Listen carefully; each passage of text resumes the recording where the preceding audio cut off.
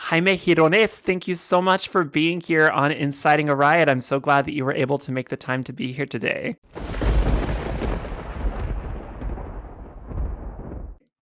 Thank you so much for having me here. I'm very excited. I am so excited too because I have in my hands one of the most beautiful, like physically, aesthetically beautiful books I think I've seen in quite a long time, and you wrote it. It's Llewellyn's little book of the Day of the Dead. And that's your name right there. So, congratulations on the new book and all of the success. Thank you so much. Yeah, it's beautiful. The designers at Llewellyn made a great job. It's truly, it's, first of all, I love the size. It's a gorgeous, fun, it truly is. I love their little book series. It's a great book, but it is so information packed. But before we dive into the book, I want to talk a little bit about you. So, for folks who don't know you or your work, tell folks a little bit about you, your path, and how you got here. Of course. Well, my name is Jaime. I'm 32 years old, um, and I'm a witch. I identify myself as a Wiccan, and I've been on the Wiccan path since I was 13 years old. And I have a column. I'm a writer and have a column at The Wild Hunt, which is a website for pagans, witches, polytheists, minority religions. I have a column there where I speak every 2-3 months about the local pagan and witchcraft community. And I wrote the book. So I'm so glad that you did, because I think that for a lot of people, Day of the Dead, Dia de Muertos is has really started to have a moment, especially here in the United States, in the last 5-10 years or so. Um, but you open up the book in such a smart way, because the way that the Day of the Dead has been treated in the United States is sort of as though it's an extension of Halloween, or as though it's Mexico's Halloween celebration. And I'm really glad that you opened the book to sort of dispel some of those myths. So, one, why did you feel it was important to have that frank conversation? A book like this, you might assume you're going to open it up and it's going to be a cutesy little, book of just recipes and traditions and symbols and things like that. And sure, that's in there, but you spend quite a lot of real estate inside the book talking about appropriation versus appreciation, clarifying terms and things like that. So why was that important to start the book with up front? Okay, so first, because it's a very diverse celebration, it doesn't have like a single word to celebrate it, but it is celebrated differently across regions and in different indigenous populations and areas. You can find different ways it's celebrated. So when talking about the Day of the Dead, first I wanted to it to come from a respect point of view. Um, but I wanted to open the book with the difference of appreciation and appropriation, as it's at the end a Mexican or Latin American holiday. So I think that when I wanted to share the world what the Day of the Dead is, some people that are not from Latino origin may wonder, what do I do with this book, or why are they sharing this with me? Um, the fine line between appreciation and appropriation may differ from people to people. So what I describe there as the difference is totally my opinion. But I wanted to first explain my point of view that at the end we all have ancestors and we all have dead loved ones, and that's like remembering, honoring them. It's a universal activity. On the other, I believe that the Day of the Dead can teach you a lot of um, practices, but also how to approach that activity, how to uh, honor your dead loved ones, and no matter where you live, no matter your origin or your practices, your beliefs. Also, it's the Day of the Dead celebration. Ironically, for me, it's a living tradition. It keeps Hmm. evolving. Its origin is syncretism between um, the Mesoamerican cultures, then the Spanish and Catholicism, and through its history, it has been evolving and changing, um, and it continues to evolve. Also, when crossing borders, it meets other celebrations like Halloween. Or within the borders, we also have a lot of Halloween here in Mexico, or in especially in urban areas, because of the influence of you know our neighbors. And yeah, I wanted to. For me, it's normal for celebrations or traditions or cultures that they meet, that they uh, have a relationship with each other. But I think that it's important to understand the differences.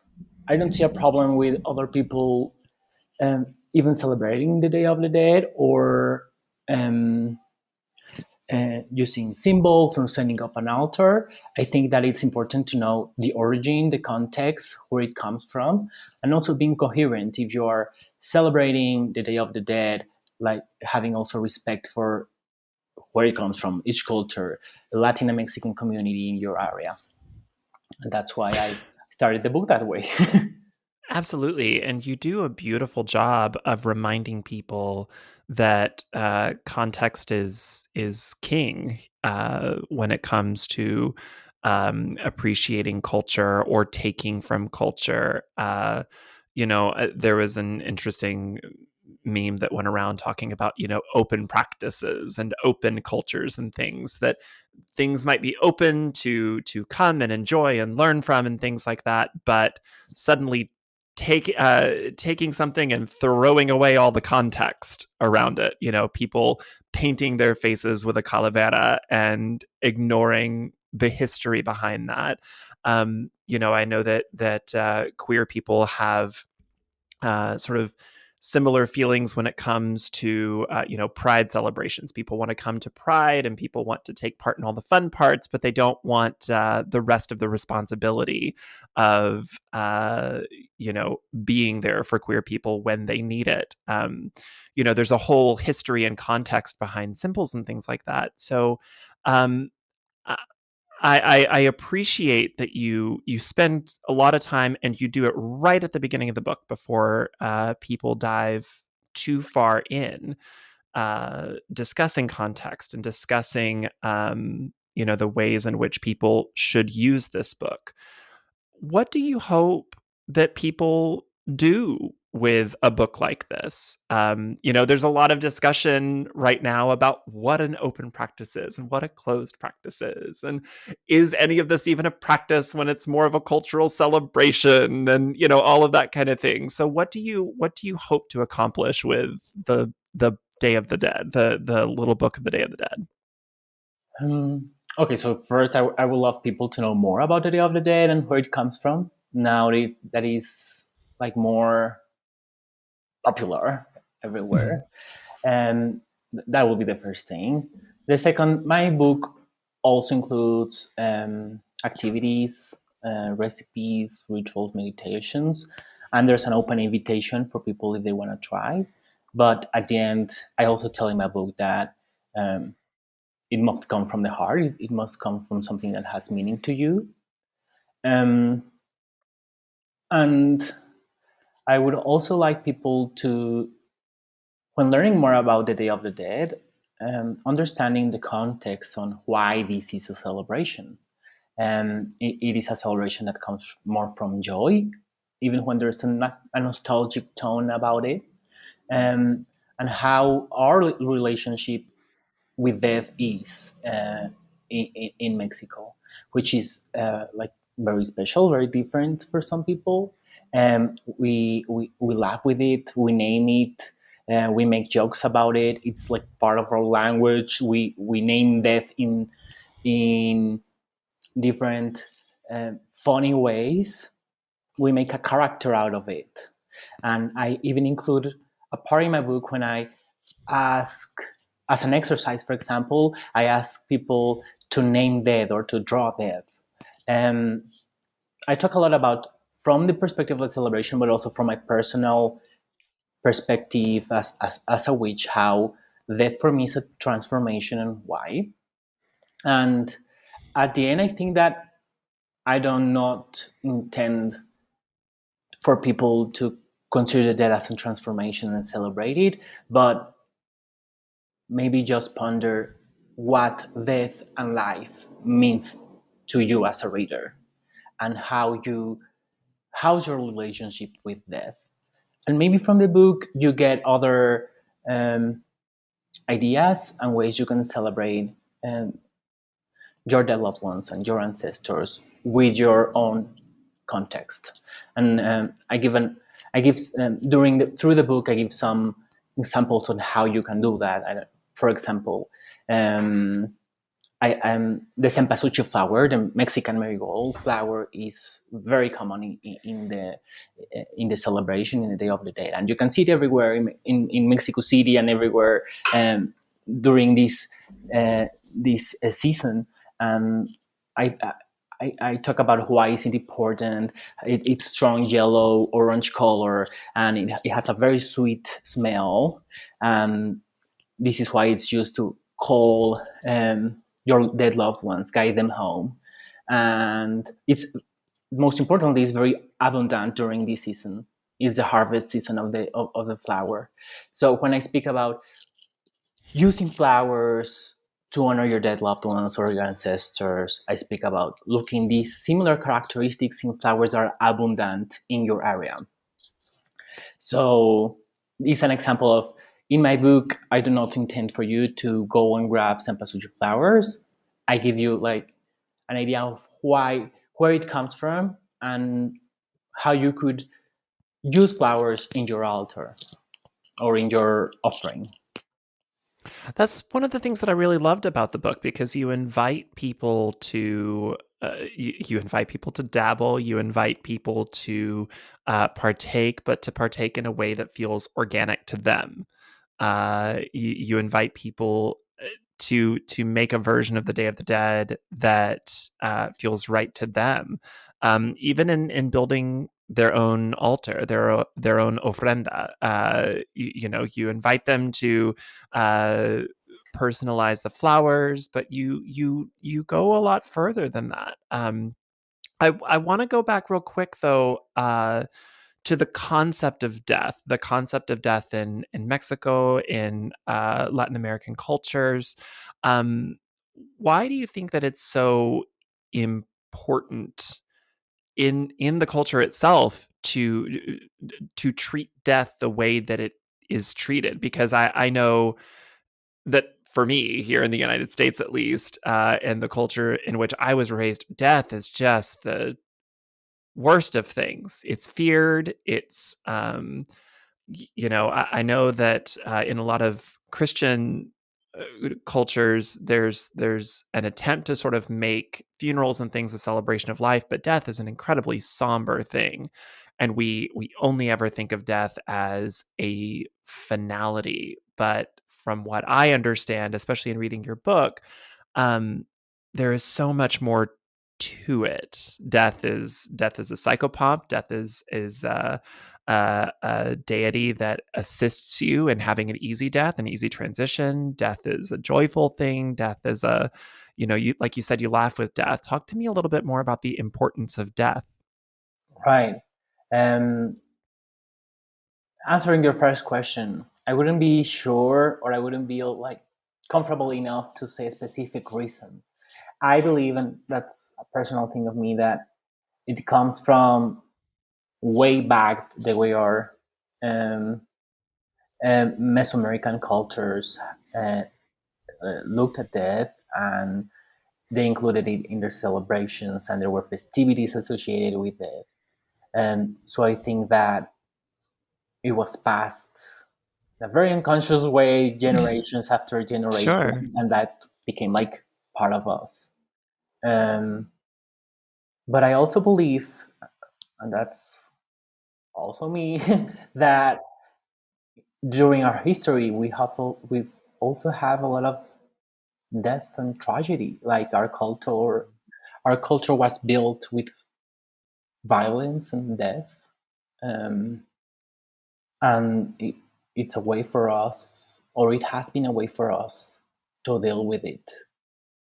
Um, if you're afraid of something and you laugh at it, um, or you dress it and put colors on it, it makes it easier to process it. I love that.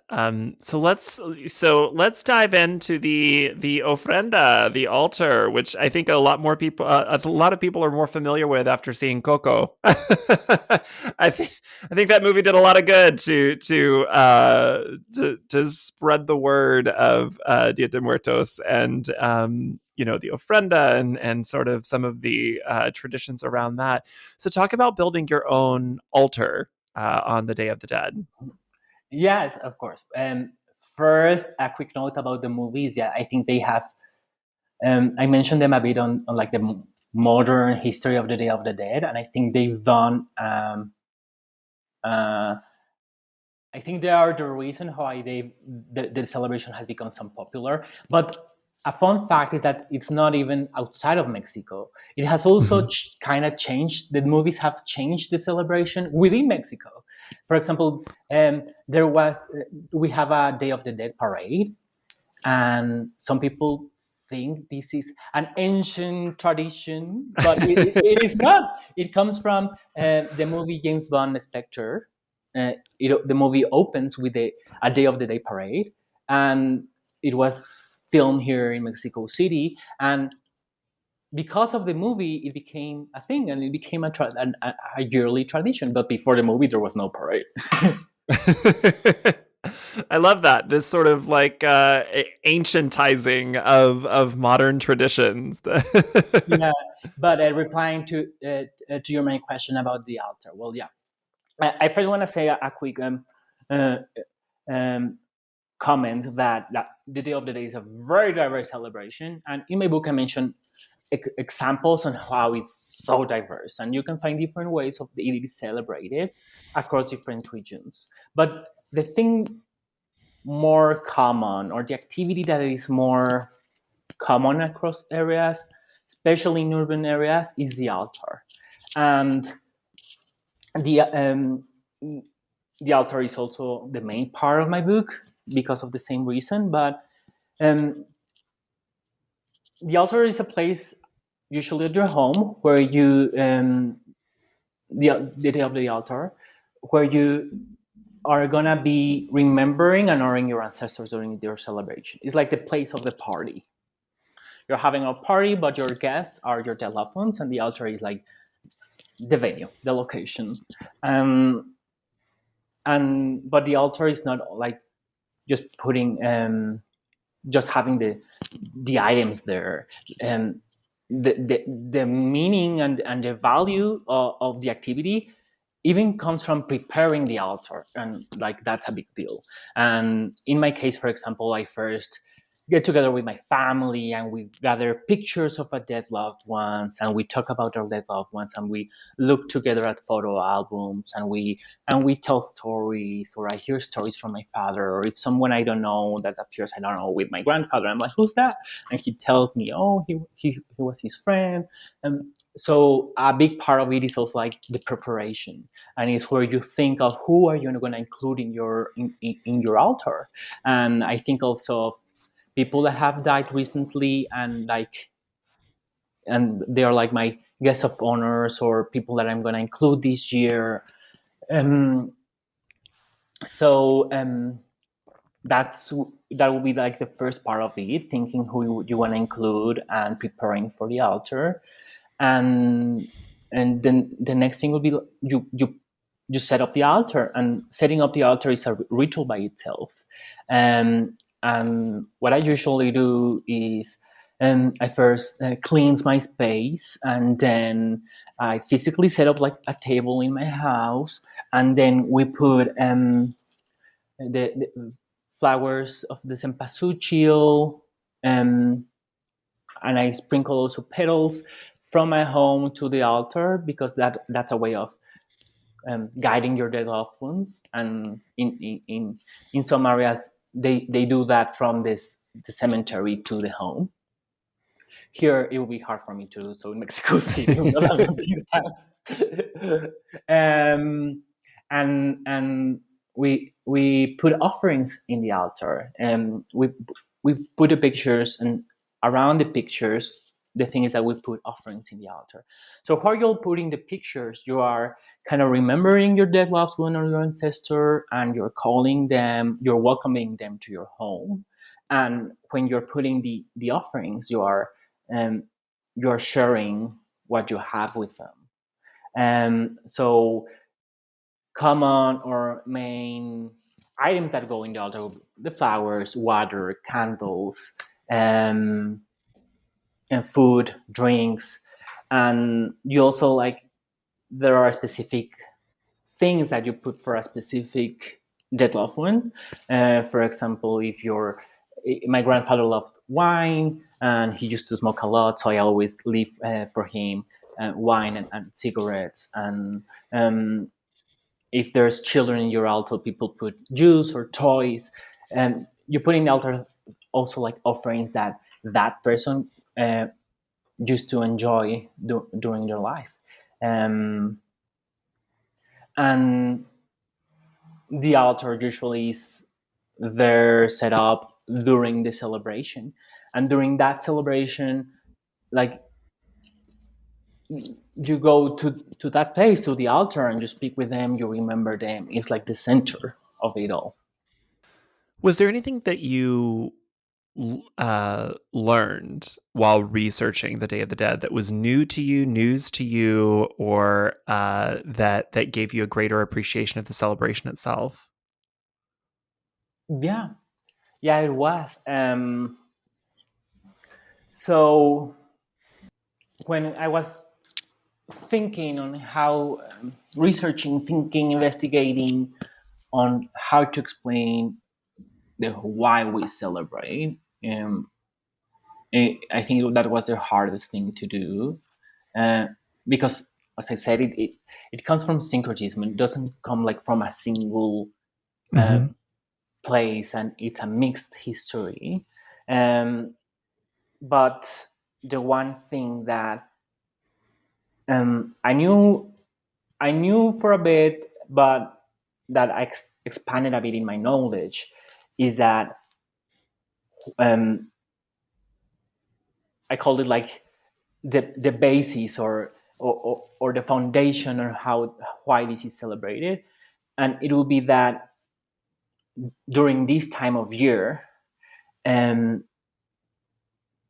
which is the harvest season, uh, the indigenous communities celebrate, or this abundance, this harvest, and shared it with their dead loved ones, with their ancestors, and they thank them for for this time, for this harvest.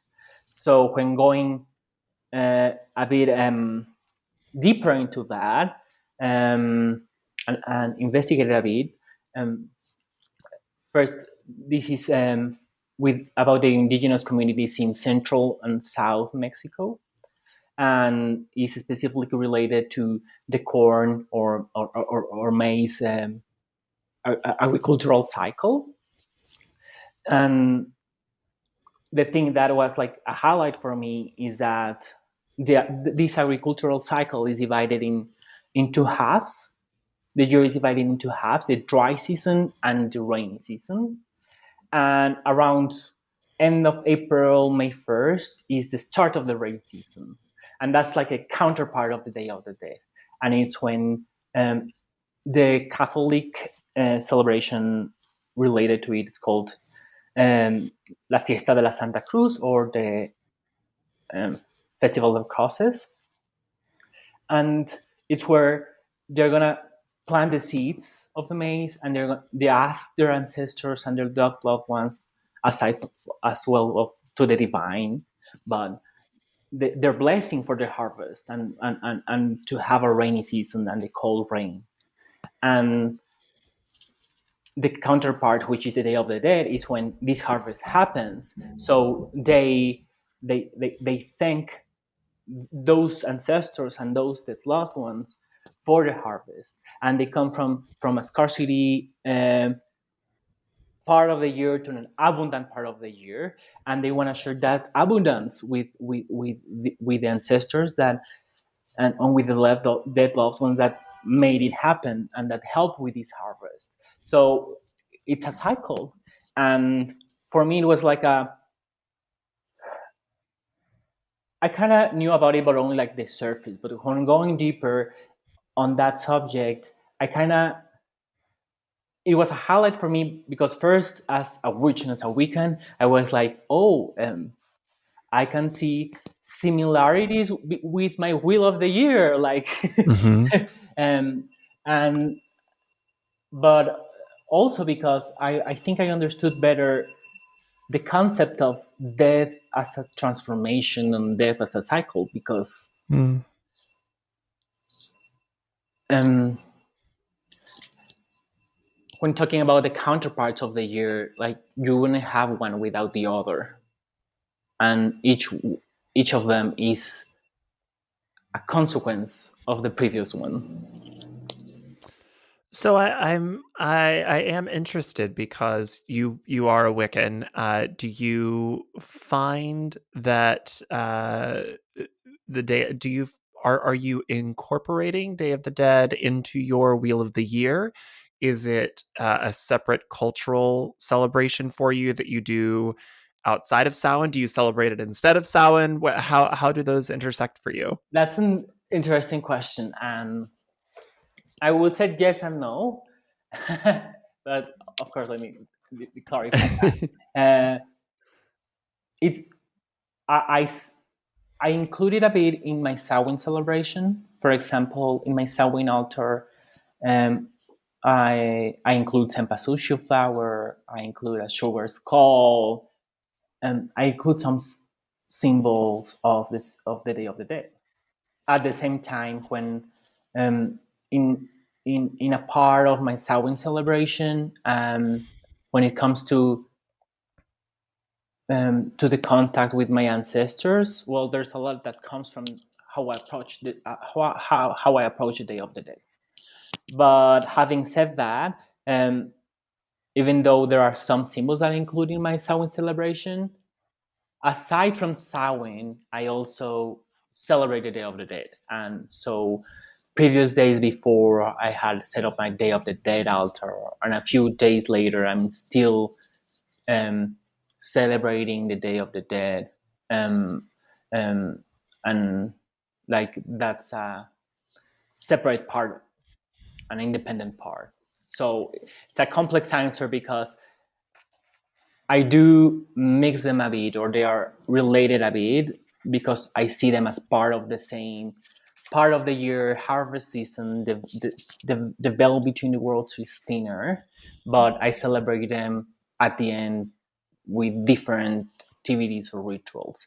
But it's very common to see in pagan or witchcraft communities in Mexico to see these Day of the Dead symbols, including Samhain rituals. So let's talk about some of the traditions because you go into some things that we might be visually familiar with, but might not know the cultural importance of, or histories, traditions, things like that, and how they interact with the actual celebration itself. So let's talk about from your book. In sort of the section on setting up your altar and some of the celebrations and things that you could do. So calaveras. What are these? The sugar skulls. What are those? What part did they play? Where do they come from? And what do we use them for? So um, Calaveritas, or also calaveras, or also known as sugar skulls, are literally skulls made out of sugar. So they are both decorative and edible. You can eat them. Um, so and they also are colorful. The eyes or the mouth are with, yeah, with colors, bright colors, and you can find them everywhere during the day of the day of during the Day of the Dead. And what are they represent? Death, or the ever-present death. They also have a meaning of representing your dead, specific dead loved ones, or they even sometimes are given like gifts, and they represent the person you are giving it to, um, which is weird or strange to explain. Like, for example, when I was in kindergarten or primary school, and my school, the founder of my school, the director, used to make a huge Day of the Day altar, and she would include uh, one sugar skull for every student of the school, uh, and she will name the sugar skulls with all of our names. And of course, we were not dead, but we would go to the day of the we would go to the Day of the Day altar, which was a very like huge, a very long aisle, and we will see our names there. Um, and but in the altar, in the Day of the Day altar, they represent death. They also can represent your day, your loved ones. And I usually include a few with like smaller size representing my dead loved ones, and a bigger skull representing more death as a deity, as a spirit, as a spiritual figure, or as a divine figure. Um, and where does it come from? Well, some people say that it comes from um, Aztec representations of death. One of them called the Zompantli, which was a huge, long wall made out of skulls.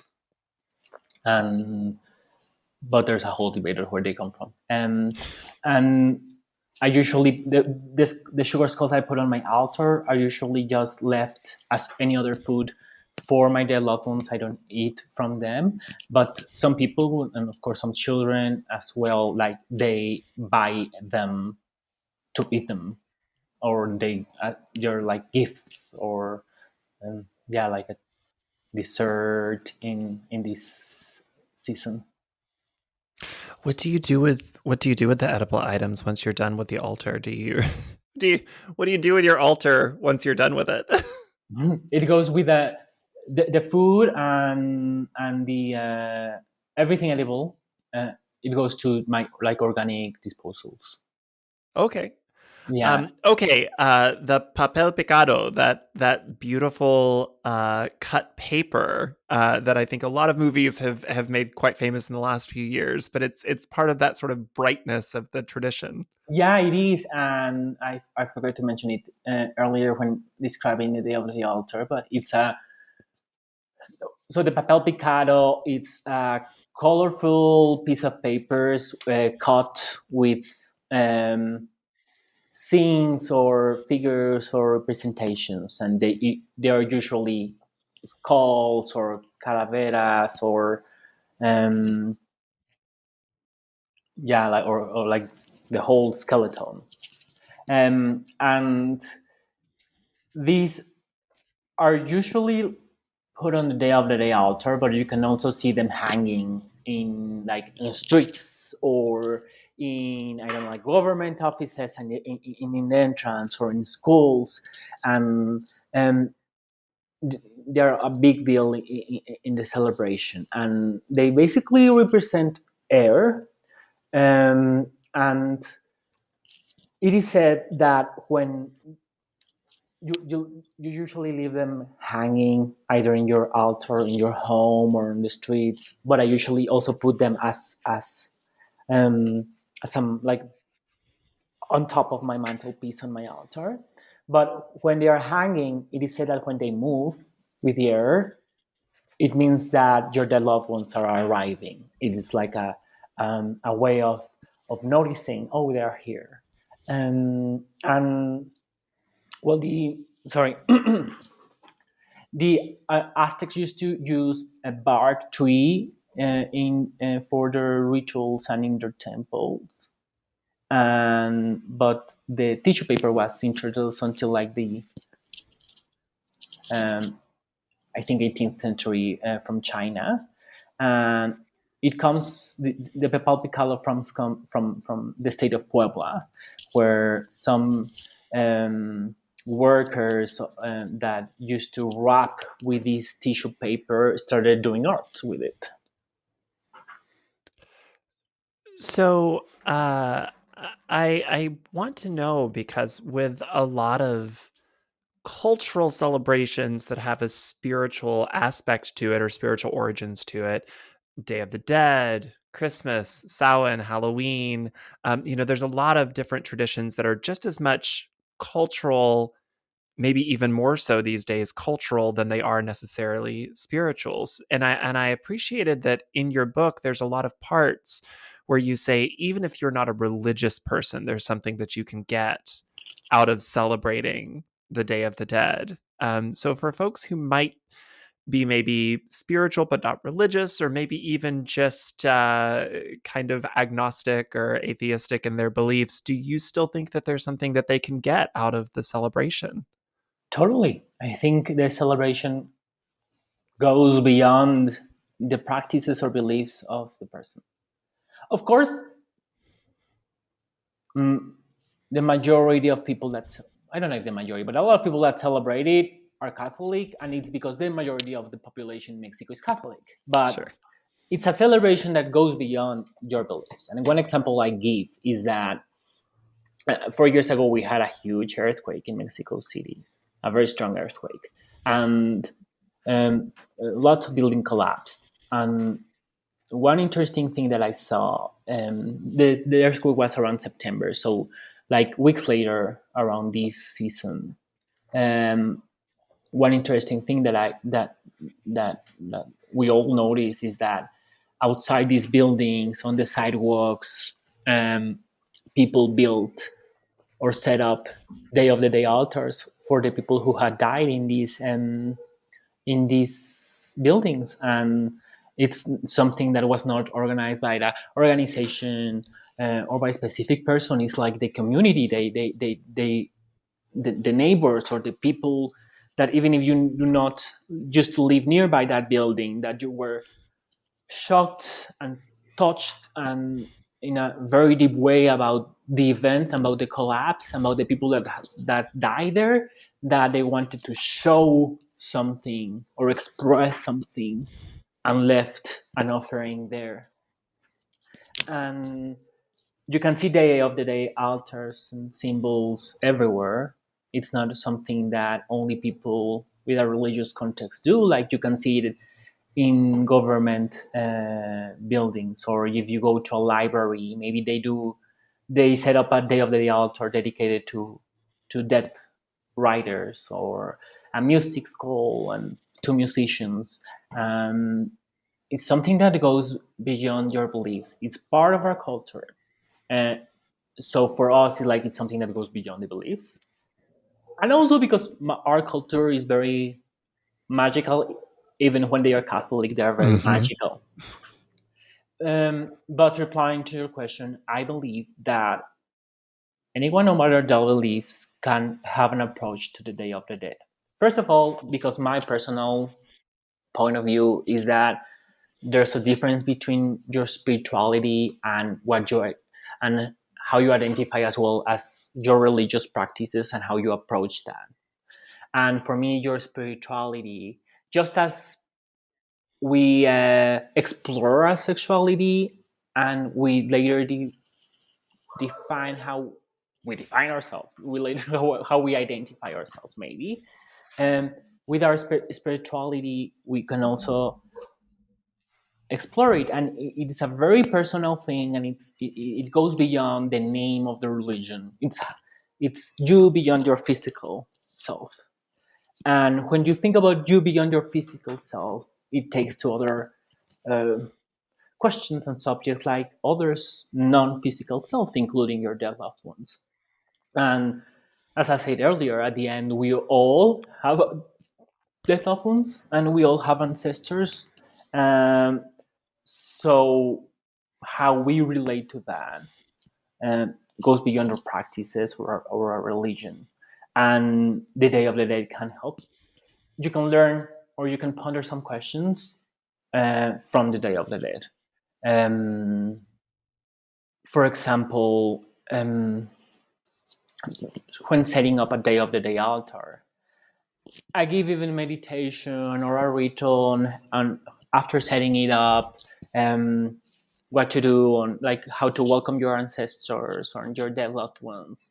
But if that's like not an interesting part of you, I totally understand it. But the part of thinking who you want to include, looking for pictures, and for a time of the year, making time during your year for one single time of the year to remember them, giving space and time like to that frame of mind, I think for some people can help processing some feelings and and yeah, having time to express their love.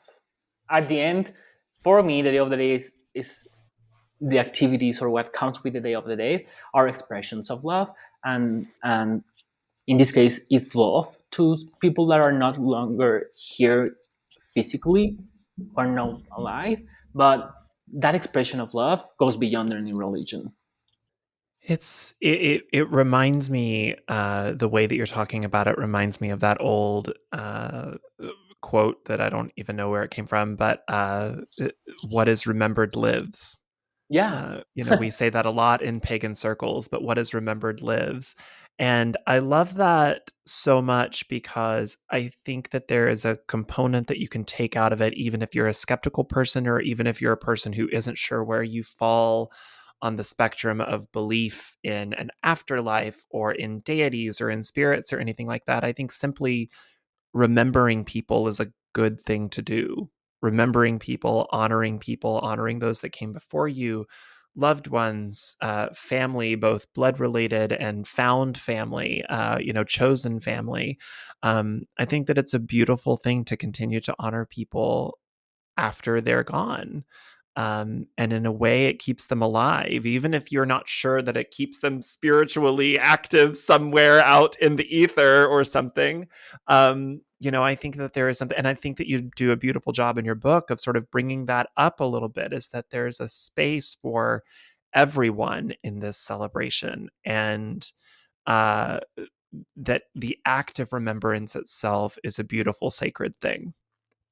it is. Yeah, Um, and I think also, well, I wanted to comment a bit what you said. It's about sacred, the sacred part of it, and mhm. I don't see it sacred because it's something spiritual at the end.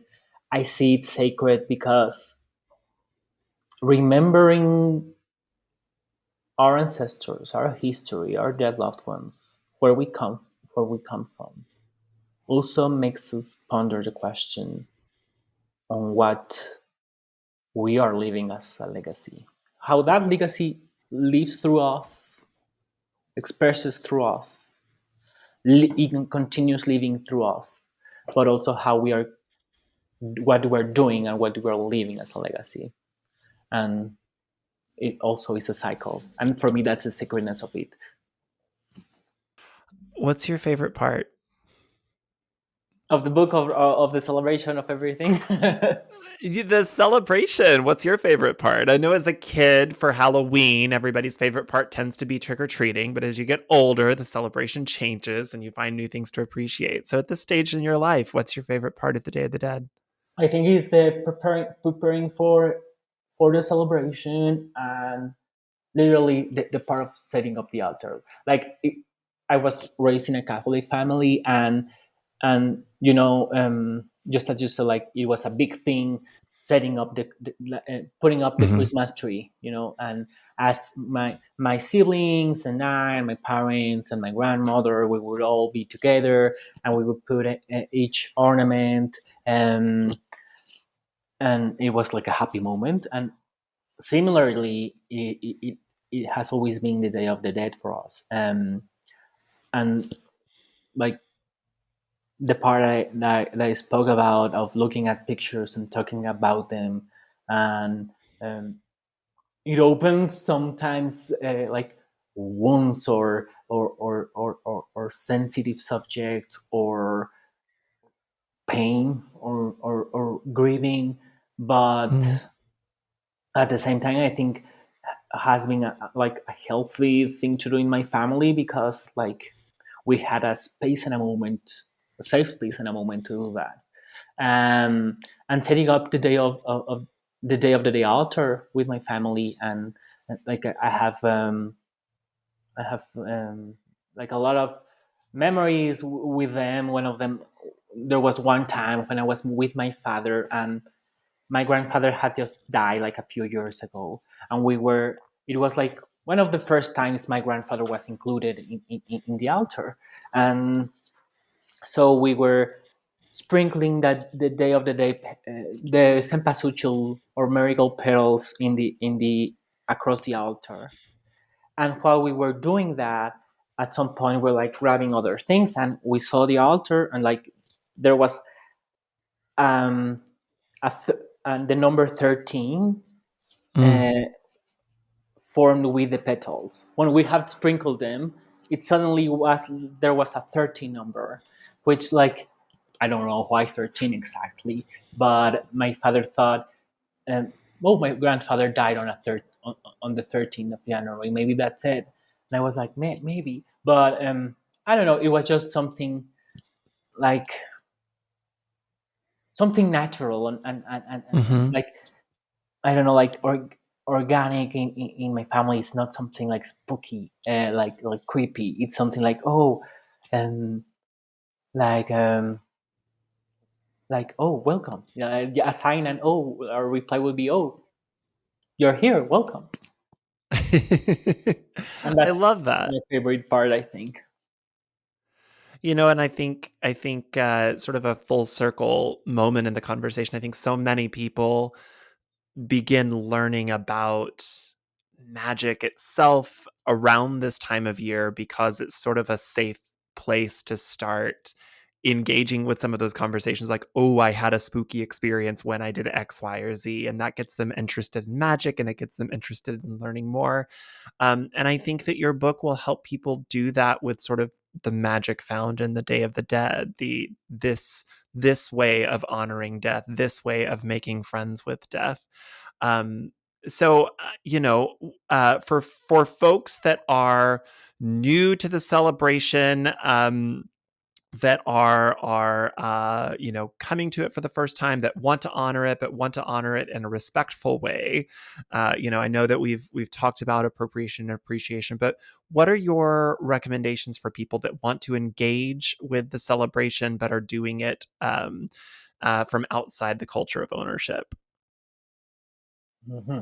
Okay, so first, um, read a bit and understand the background, the context, and what each symbol we use represents. Um, of course, you can do that with my book, but You can, and it's great.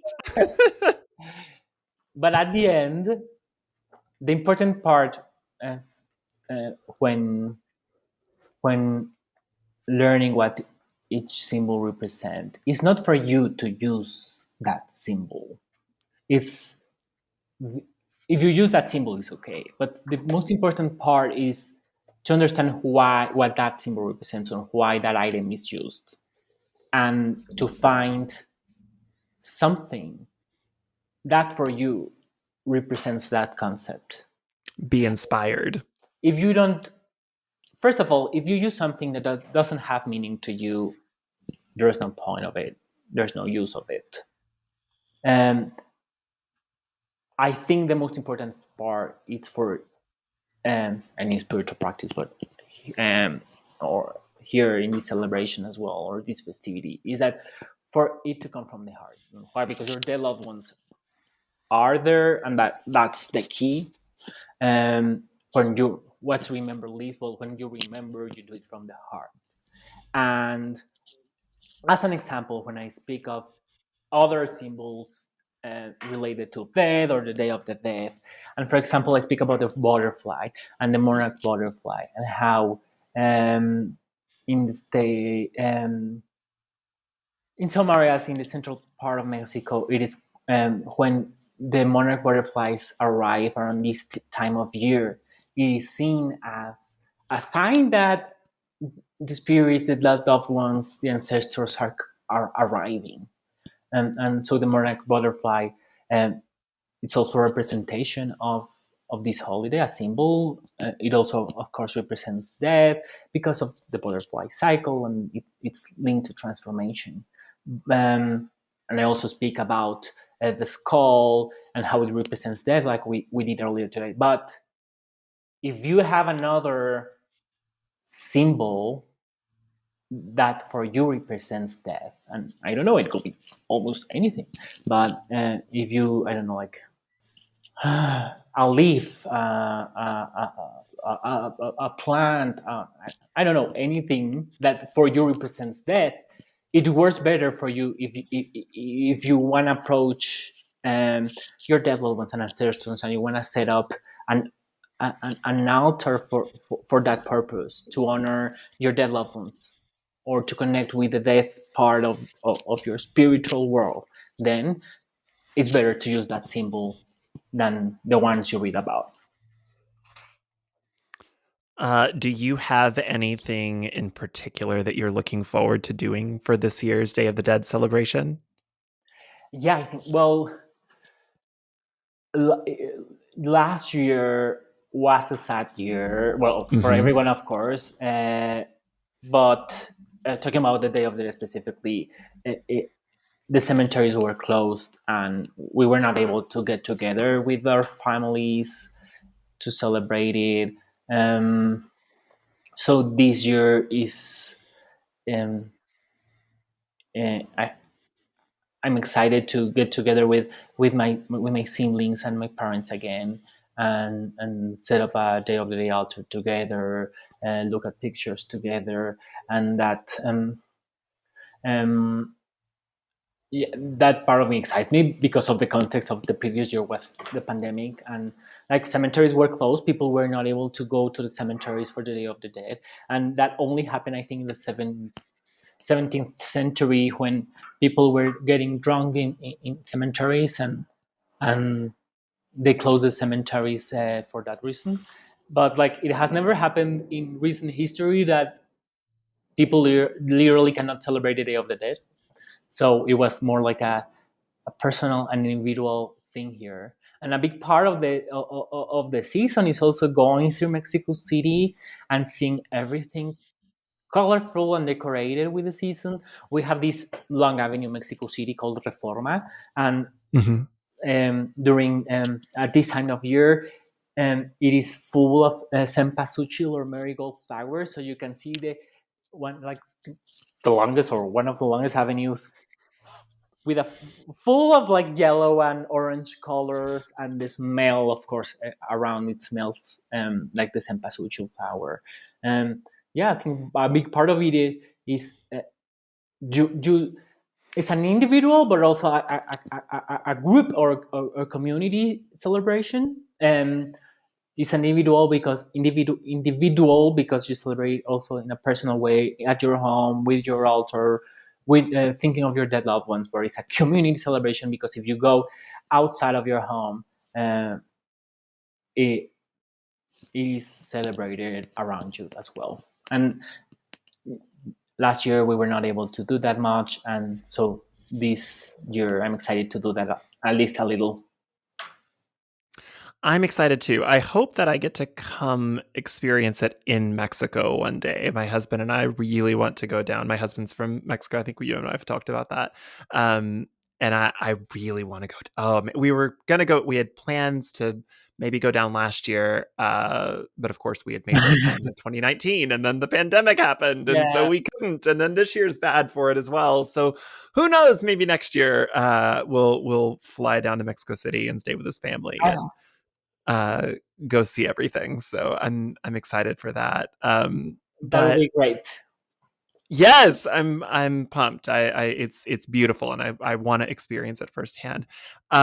Little the Llewellyn's little book of the Day of the Dead. Everybody needs to go get it because it's one, it's just an aesthetically gorgeous book, but two, it is such an information packed, carefully, lovingly, beautifully written book about this amazing holiday, this amazing celebration. Thank you so much for writing it. For folks that want to learn a little bit more about you, keep up with you, where can they do that online? Online, I'm more active on Insta and Twitter. On Insta, you can find me as Jim Magical with double M and CK, and on Twitter as with my name Jaime Gironés, but all together. I'm also active there. Well, perfect. Jaime, thank you so much for being here on Inciting a Riot. I am so pleased and pumped that I got to have this conversation with you. And once again, congratulations on the book. No, thank you so much for the invitation. I was very excited about being here, and I listened to your podcast, so it feels very nice to be here. And also thank you for reading my book and for thinking of me. Well, thank you so much. It's a beautiful book, and I'm so happy to help more people find it. Thank you so much.